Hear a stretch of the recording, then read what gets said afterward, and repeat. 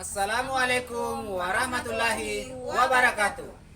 Perkenalkan, kami calon guru penggerak Kabupaten Polewali Mandar, Angkatan 11, akan mempraktekkan coaching demonstrasi konseptual modul 2.3. Saya Samsurijal SPD dari SMP Negeri 3 Wonomulyo dengan pengajar praktek Hadja Rasnawiyah Rasak SPD MPD. Saya Hirmayani SPD AUD dari TK 1 Atapriso dengan pengajar praktik Bapak Erwin Hasman ST.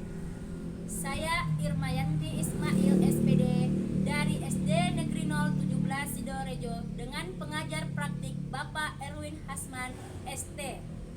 Dengan Bapak Fasilitator Saifuddin Sabbo SPD MPD. Selamat menyaksikan. Assalamualaikum warahmatullahi wabarakatuh.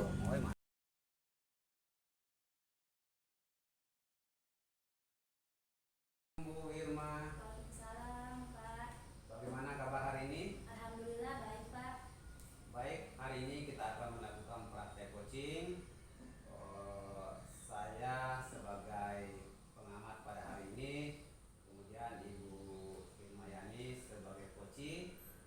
Sebelumnya kita praktek coaching, saya akan bertanya kepada Ibu Irma. Apakah dalam praktek coaching ini Ibu Irma akan mengembangkan kompetensi inti coaching? Iya, Pak. Saya akan mengembangkan kompetensi, yaitu di mana saya akan hadir secara penuh, kemudian menjadi pendengar yang aktif. Insya Allah memberikan pertanyaan yang berbobot pada si coaching. Oh ya, baik ya Bu Irma. Jadi setelah Ibu hadir di kompetensi inti itu, kemudian apakah itu juga akan menggunakan alat bukti rujukan dalam praktek coaching ini? Pak, ini saya akan juga menggunakan algoritma dalam proses praktek ini, di mana kita adalah tujuan, identifikasi masalah, rencana aksi, dan tanggung jawab. Oh ya, terima kasih ya. Mudah-mudahan dalam praktek nanti bisa berjalan dengan baik. Oke, baik, kita akan mulai praktek coaching. Silakan Bu Irma. Oke, terima kasih Pak Rijal. Assalamualaikum warahmatullahi wabarakatuh, Bu Irma. Waalaikumsalam, Bu Irma. Apakah Ibu ada waktu sedikit untuk saya, Bu? Iya, Bu, ada. Bisa saya bantu, Ibu? Oh iya, mohon maaf Bu, saya jadi mengganggu waktu Ibu sebentar. Tidak apa-apa, Bu. Mari, Bu, masuk. Ya, begini Bu Irma, saya mau cerita dan minta saran kepada Ibu tentang permasalahan saya. Apakah Ibu bisa membantu saya? Dengan senang hati, Bu. Kira-kira apa yang ingin diceritakan? Sebenarnya begini Bu, saya ingin mendapatkan saran dari Ibu masalah yang saya hadapi sekarang. Boleh tahu masalahnya apa, Bu? Coba Ibu ceritakan apa yang sedang Ibu rasakan. Mungkin saya bisa membantu. Baik Bu, jadi seperti ini Bu Irma ya, saya itu merasa sulit menyelesaikan materi yang bisa memenuhi kebutuhan semua siswa, karena ada siswa saya yang cepat paham dan ada juga siswa saya yang kurang paham, atau saya takutnya nanti dia tertinggal Bu. Apakah Ibu bisa membantu saya agar saya bisa meningkatkan pembelajaran berdiferensiasi yang ada di kelas saya, Bu? Menarik sekali ya, Bu. Mari kita coba identifikasi lebih lanjut. Apa yang menurut Ibu yang sudah efektif dalam pembelajaran selama ini, dan apa yang belum merasa dan Ibu butuh lebih banyak dukungan? Oh iya Bu Irma, kalau saya pikir selama ini mungkin dari metode pemberian yang saya sudah lakukan itu melalui lembar kerja, saya rasa itu sudah efektif. Tapi ketika saya menerapkan tugas yang berbeda sesuai dengan kebutuhan siswa, sesuai dengan kemampuan siswa, saya masih kebingungan Bu Irma dalam mengatur waktu untuk membimbing dan memberikan arahan kepada anak-anak saya di kelas. Saya paham, Bu. Jadi Ibu merasa sudah mulai mencoba membedakan waktu tugas, tetapi masih kesulitan dalam pelaksanaannya, terutama dari segi waktu dan bimbingan serta memberikan arahan yang tepat. Iya betul sekali Bu Irma. Oke, saya paham, Ibu. Sekarang bagaimana kalau kita buat rencana bersama untuk mengatasi tantangan ini? Apa langkah pertama yang menurut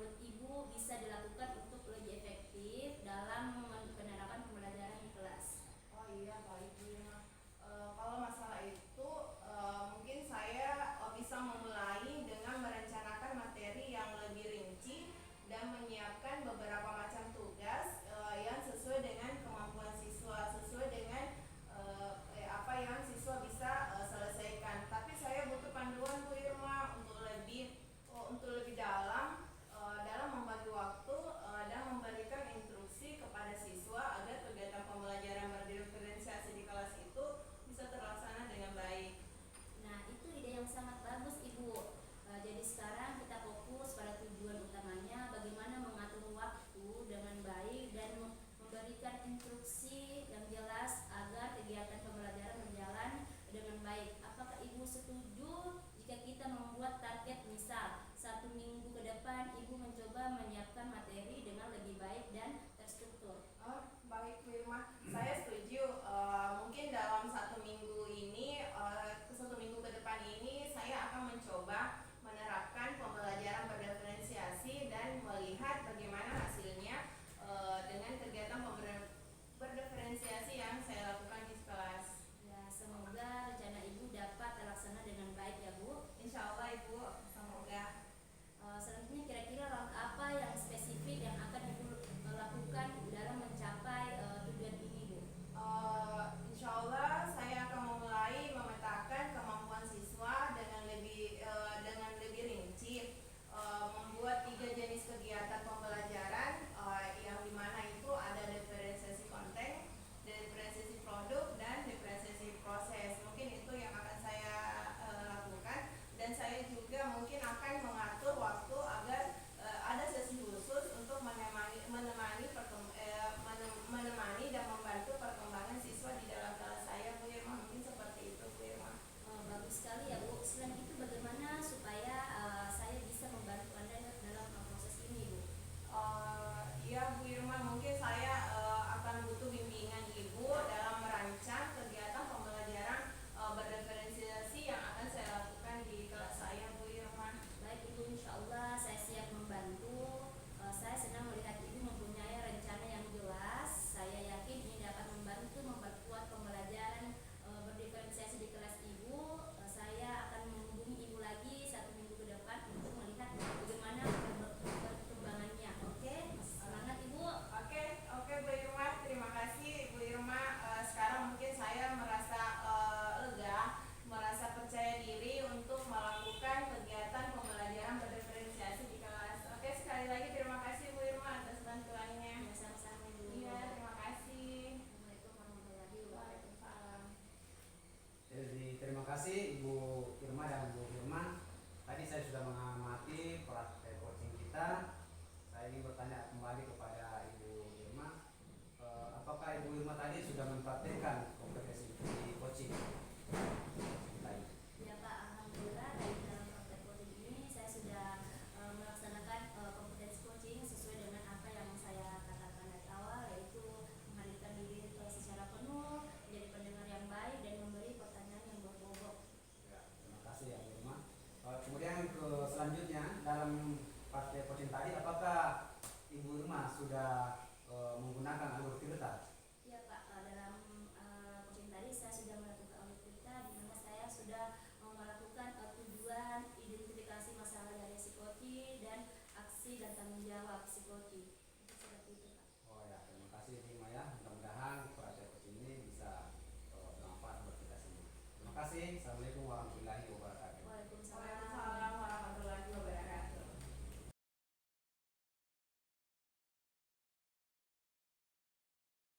Assalamualaikum warahmatullahi wabarakatuh. Waalaikumsalam warahmatullahi wabarakatuh. Bagaimana kabarnya hari ini Ibu? Alhamdulillah baik Ibu. Ya, alhamdulillah Ibu ya. Sebentar kita akan melakukan proses coaching, di mana saya akan bertindak sebagai pengamat atau observer, Ibu Irma akan bertindak sebagai coach, Pak Faridar akan bertindak sebagai coaching. Dalam hal ini Bu, proses coaching sebentar, Ibu akan menggunakan kompetensi apa ini Bu? Yang pertama itu hadir secara penuh, yang kedua itu menjadi pendengar yang aktif, dan yang ketiga itu semoga dapat memberikan pertanyaan yang berbobot. Bagus sekali ya Ibu, akan menggunakan 3 kompetensi coaching. Bagaimana dengan alur ceritanya Bu? Apakah nanti akan digunakan dalam proses coaching sebentar? Oh iya Ibu, insya Allah alutsistanya juga